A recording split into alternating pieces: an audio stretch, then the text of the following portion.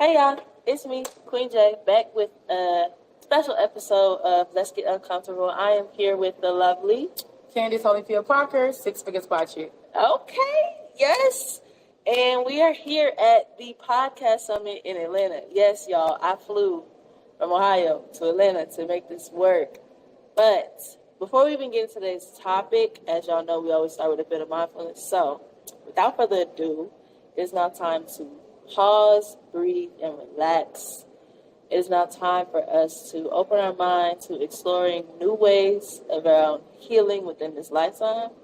It is now time for us to enter a space without judgment, just only awareness for ourselves and for those who are also along this healing journey with us. It is now time for us to reflect on where we have been, the things that we have overcome, and be grateful and give grace to ourselves for the things that we will achieve in the future. That's good.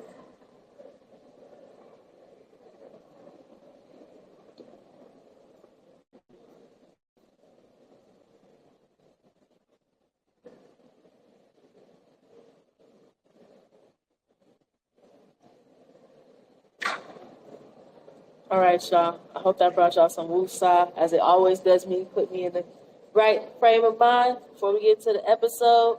So, I guess the question on my mind is, how did you start becoming an entrepreneur? What inspired you? I won't say anything necessarily inspired me. It was mandatory. It was mandatory. It was mandatory for me. I was a waitress. I was turning 30, or maybe I had turned 30. I was a waitress. They were trying to get me out of my waitress job. I had tried other things. I had did medical assistant. I remember I had a cleaning business. I remember I did home loans, give people proof for houses. So I tried multiple. Yeah, I did multiple things, and they just wasn't my thing. Okay. And so I was like, I need to learn a skill. So instead of going to get a new job, I said I need to learn a new skill. Okay. And so I went to like the technical college. And I was gonna go to school for nursing, but it took too long. And I'm like, I need some money. You need some paper now. Yeah, okay. Like I'm broke. I need some money. Mm-hmm. And so when I took my exams to get into the school, I paid. They said I qualified to take any class they had, whether it was nursing. But the lady told me about massage therapy. I had never even had a massage before. So after the lady told you about massage therapy, what was the first thing that you thought of? Well, she thought of it because she told me that it was the only career path that they had where you can start your business the day you graduate. And I was like, let me give it a try. I wasn't even thinking about entrepreneur at that time. I wasn't thinking about massage or spa.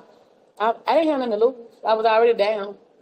So I'm like, True. And it was only a year program. Okay. So I was like, let me give it a try. And I gave it a try. And here we are, $5 million later. Wow. That's a statement right there, y'all. Did y'all catch that? $5 million later. So, okay. Aside from the financial security that giving massages had given you, did it give you back anything else? It was my easiest job. I don't do massages anymore now. Oh. I still own my spa. Okay. I did a few massages here today to give my team a break because the girls was working today. Okay. But it was the easiest job I ever had. It was the most comforting career that I ever had. And I was just like, this is amazing, you know. And I later just found out it was a lot of wear and tear on your body. And that's how I eventually stopped doing massages after 7 years. So you mentioned earlier that you were in therapy.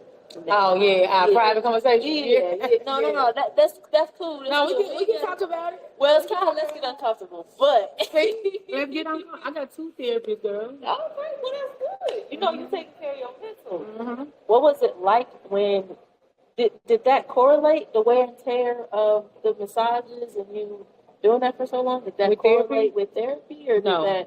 How did that? So was that totally?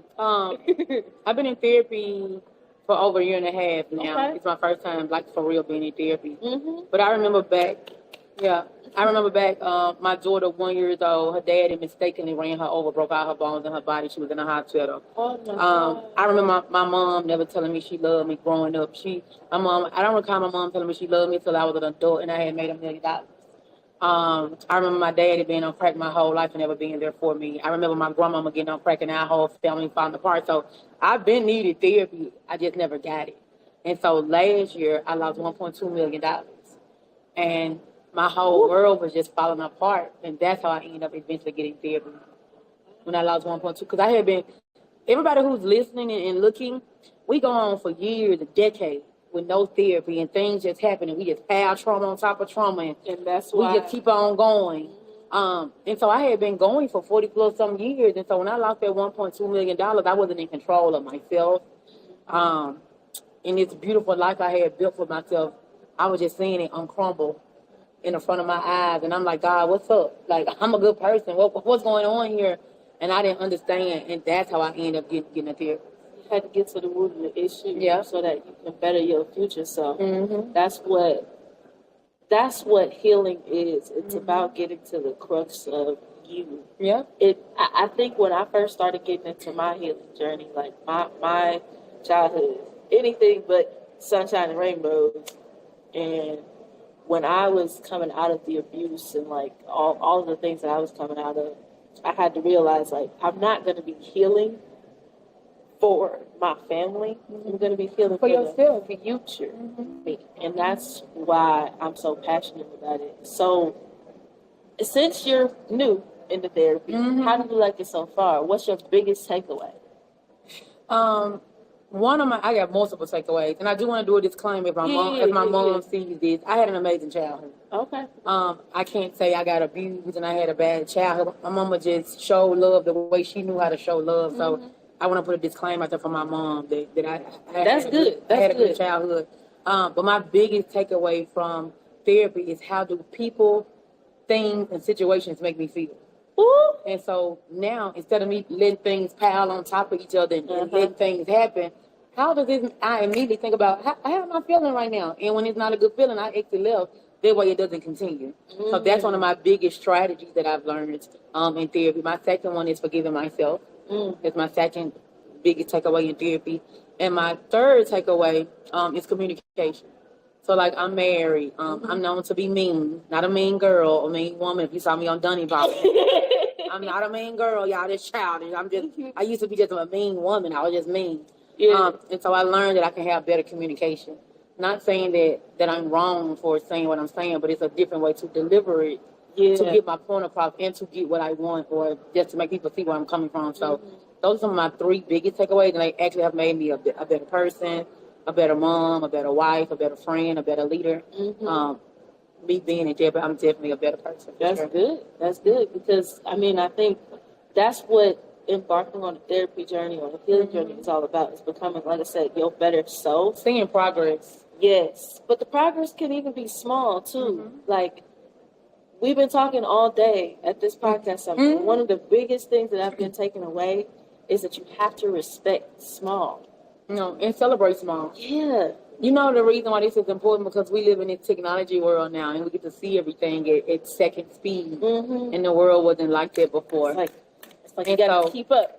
And so if we get lost in comparing ourselves to somebody's $1 million a day or $1 million a month, or their car, their house, now it's a comparison issue, and now we think we're not doing enough, and now we're not celebrating having $1,000 a day, or some people brand new, making your first $100, or getting your first, so many subscribers. And so I tell everybody, man, we celebrate every single win, no matter how big or small. And we can't compare ourselves to other people, because if we do, we're going to stay in a rat race and not thinking we're good enough.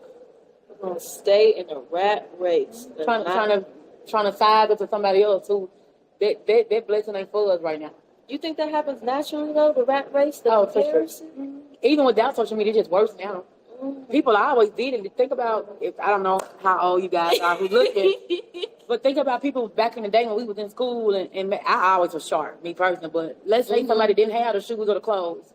You feel less than. We didn't have social media, but you saw it. You saw somebody in the clothes, or you saw the type of car they drive, or whatever. And so now we got technology. We just see more of it. And so that's causing a lot of problems in people's lives, because we see it rapidly now, and we see it very vague, like every single day. Would you say that makes it harder to look at yourself in the mirror, or not you specifically, just in general? Not me personally. I've always been headstrong. I've never been jealous of anybody. Well, I don't want to say I compare myself to people, but I've definitely had doubt. Like I've had doubts of like, hey, am I doing the right thing? And hey, I'm known to be ghetto, right? But I tell everybody, I'm from the ghetto, but my business is from Beverly Hills. Okay. I'm ghetto, but my business ain't. Okay. So I have found myself before doubting myself or questioning myself. Things that people said about me, things my mentors supposedly said about me, things my supposed friends said about me. Yeah. So I found myself questioning, hey, am I a good friend? Or hey, am I too ghetto? Or hey, do I need to tighten up? Or hey, do I need to do this? Can I not be myself? Can I not talk this way? So I found myself doing that before. And that makes us kind of shut down a little bit. It does. I actively, and to be real, I actively go through that. Almost on a day-to-day basis. Really? Because my podcast is so important to me. And, like, what I do is so important that sometimes when I have that doubt, it's hard to see that value. I don't know. Because I'm in therapy, I go through my evaluation. How is that person making me feel? Is their opinion even validated? Do their opinion even matter? You got to kind of filter it out. I have to filter it out because some people I do respect, and I do respect their opinion, but at the same time, I'm so clear on who I am, and I am open for constructive criticism. Yeah, you know they be in the comments. They be in the comments trying to tear somebody apart. Yes. But I am open to constructive, and I have tightened up in multiple areas of my life. But some things, them opinions, girl, you ain't talking about me or to me. Okay. So they say one ear not the other. I get that. I think, to expand upon that, when you dealt with the doubt, was that tool something that was easily accessible? When this happened, I wasn't in therapy. Oh. I got into a wreck on June 20th. Of this year? June 20th, I got into a wreck. I was supposed to go to the spa show in Vegas. I was supposed to go to BET weekend. And I got into the wreck. And when I got into the wreck, I was like, little things keep on happening. Yes. And I said, let me take a break. And so I canceled all my trips. I told somebody here today, I said, I have not been in the house for 15 days straight since the pandemic. Ooh. And so I just took a break, and I said, let me quiet myself. Let me sit down somewhere so I can see what's going on before something big happens. Like, ever since I lost that $1.2 million, I'm a different person. I'm looking at every little thing. Because I don't want a big loss like that. And not saying it won't happen, but it's much of that I can control. I have to control that.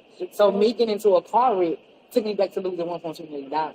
Took you back to that money. And it wasn't even I got car insurance. It wasn't that big of a deal. But when things started happening, because before I lost $1.2 million, a lot of little bad things was happening. And I just was like looking over them or kept on going and kept on working. And so now every little thing, I just pay close attention to it and quiet myself to evaluate my life, what's going on, where I'm at, how am I treating people, what is the universe doing for me, what am I doing for the universe, things like that. So I just quiet myself about probably 15 days. And I missed out, y'all, on $10,000 by not going to Vegas. I had $10,000 in my pipeline, but that's another place too, y'all. We have to get to that point where it ain't even about the money no more. Yeah, it's not. You know what I'm saying? Like, I need to know what's going on in my life rather than trying to go get 10K. You right. And if 10K for me, I get it from somewhere else. You right. I was in here in one of the breakouts, and they were saying be cautious of like where all the money comes from, type of thing, because every deal ain't a good deal. It is not, especially if it doesn't align with your brand. Like, you don't want to be out here saying, "Oh, well, I'm in wellness, but I'm supporting vapes and all these different things." You know what I mean? So I get it. That's interesting because I feel like I've had a couple of setbacks just before this, and I was like, when you about to do something great, you get setbacks. I know. When you about to do something great, like everything gonna come up against you to see, and that's just building you up to really, and to me. And another thing too about that really quick, people saying be cautious. When you broke, you need your money, and so you're not even thinking, you're not even in the right state of mind to be cautious, to be cautious or make good decisions because you're broke, and when you broke, your back up against the wall, and you're not thinking as clearly as you should think. You know what I'm saying? So and that's why we gotta get out that broke mindset or that mentality of like, no, not broke. Scarce. Ooh, that's a good subject. That's a good scarce. social That's too. the word. That mindset of like, oh, I'm gonna always have this lack. Like right now, my finances may not be the way that I want them to be, but they always gonna be this way. When we get in that mindset, we do a lot of reckless things. Can I tell you everybody something, a coaching moment? What's so up? let's say your finances are not where you want them to be. You put and it's for just everybody who's listening. Yeah. You put a plan together to make them be where you want them to be. Now, how so? How would that look like? It look different? So I can give you for example. So for example, if I was making $200,000 a month, and then all of a sudden I went down to $19,000. I had to put a plan together to get back to even doing 50K months first before I even get back to doing 200K months to be the six-figure project. Okay. So that was me evaluating what happened here. My therapist, hey, what's your accountability in this situation? What part? Cause we ready to blame somebody. Oh yeah. We talked about that accountability. Yeah, what part? Accountability plays a huge role in healing. What part did you play? What systems or principles? What do you need to put in place so this don't happen again? And then what's a new plan to get back to a 50K month, a 100K month? I remember after everything happened, I remember I had like a $70,000 month. And girl, I was so happy. Like I had never made no money before, girl. I remember having a 70-something K month. I remember this year, at the beginning of the year, having a 10K day. Girl, you would have thought I would have never had a 10K day. I had to go and reinvent myself and build me a new audience. That's how I got out the hole. Reinventing myself and built me a new audience. And I will tell everybody that's listening, those 9 months when I set out and I was only doing 19K, I tell everybody, if you are an entrepreneur, I pride myself on having good credit and good business credit. Okay. I didn't lose anything. I got 16 Airbnbs. I got multiple cars. I got a 5-bedroom house. I got an apartment. At that time, I had my spa. I got an office. I didn't lose nothing because I had good personal credit. I had business credit. I had some money saved up.